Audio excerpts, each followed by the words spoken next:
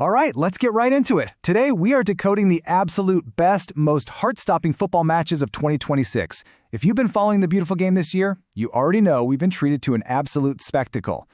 We've dug through the commentary, crunched the data, and analyzed the tactical shifts to figure out exactly what defined the year on the pitch. So get comfortable, because in this explainer, we're looking at the matches that literally left fans completely speechless. I mean, just listen to this quote from the match commentary. "Oh my word, what a finish. He's done it again." That right there perfectly captures the sheer unpredictability and explosive energy we're going to break down today. When you hear a commentator absolutely lose their composure like that, you know you're witnessing history. It's that raw, unfiltered emotion, that sudden swing of momentum that makes us absolutely love this sport, right? It really sets the baseline for the jaw-dropping moments we're exploring today. To make sense of all this madness, we've organized these moments into 3 core themes.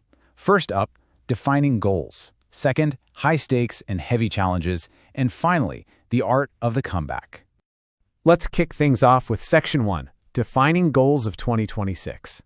Now, what's really fascinating here is just how many distinct flavors of brilliance we've cataloged. Just look at this list. You've got Arago delivering an absolutely sensational free kick when the pressure was through the roof. Then you have Mbappe, just completely ruthless, gobbling up a chance to make it 3-2 for Real Madrid. We also saw Ryan Chucky, the guy literally dubbed the Little Magic Man, doing his thing with absolute swag. And of course, you can't forget Kai Havertz rippling the net from the outside or Luis Diaz's unbelievable touch and finish for Bayern Munich. We aren't just talking about goals here. We are talking about master strokes of individual genius that completely shattered the opposition's defensive plans. Let's actually zoom in on one of those moments for a second. Arago didn't just score a sensational free kick. He proved his massive range. If you remember the commentary, he actually scored one from inside his own half earlier in the season. I mean, no way, right? When a player has that kind of unmatched range and precision in their locker, it completely changes how a defense has to set up. You literally can't give him an inch, whether he's hovering on the edge of the box or just standing in his own territory. It is a terrifying prospect for any goalkeeper. And that brings us to an absolutely incredible milestone. 50. Goal number 50 for the season for England's talisman Harry Kane. Playing like an absolute beast for Bayern Munich, Kane found the room, took the shot, and clinically struck gold. Hitting a half-century of goals in a single campaign, that's a monumental achievement. And seeing it happen in the heat of these massive 2026 clashes really just highlights his unmatched consistency and lethal finishing. Moving right along to Section 2, high stakes and heavy challenges. It is so fascinating to see the disciplinary tightrope players walk when the pressure cooker environment heats up. Look at how these infractions cascade into massive match consequences. Conrad Laya leaves something on Raheem Diaz, and boom, suddenly you've surrendered a dangerous free kick. Marinos takes a yellow card on the edge of the area, which, as we'll see in a minute, severely handicaps him later.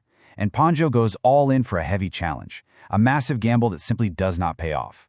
Every single foul is a calculated risk, and in 2026, those risks literally define the outcomes of the biggest games. There is such a huge contrast between a team capitalizing on momentum and an individual defender making a fatal error. On one side, you have this collective, aggressive pressing.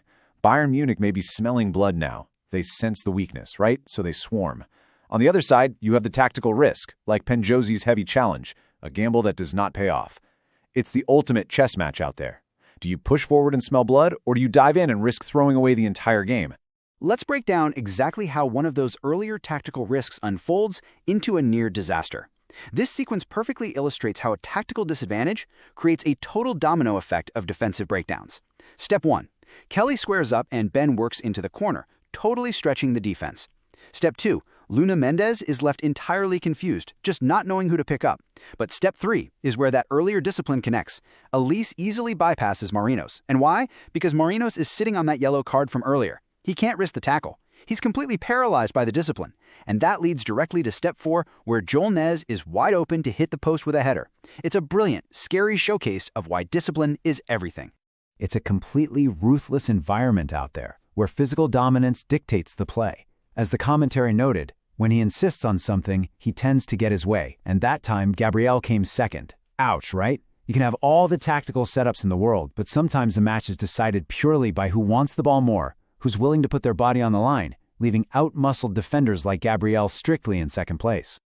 And that brings us to our third and final section, the art of the comeback. Tracking Manchester United's journey here, this timeline maps out the absolute emotional roller coaster of a classic comeback. Just look at this progression. At minute 45, they're trailing from behind, the pressure is immense. Fast forward to minute 70, and Martinez is holding his head in pure disbelief as a super play finally equalizes the game. By minute 85, an outstanding goal flips the script entirely, taking the lead. And then, the absolute nail in the coffin at minute 90. Konietzko provides the definitive winning strike. What a masterclass in pacing and mental fortitude. But hey, this turnaround wasn't just luck. It was about fueling the fire. The relentless energy and heat brought by the squad was just palpable. You had Martinez's crucial presence anchoring the shift in momentum. You had Patrick Doro and Fernandez applying this relentless, suffocating pressure on the opposition.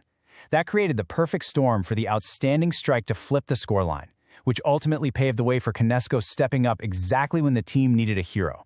It's collective resilience unlocking individual glory.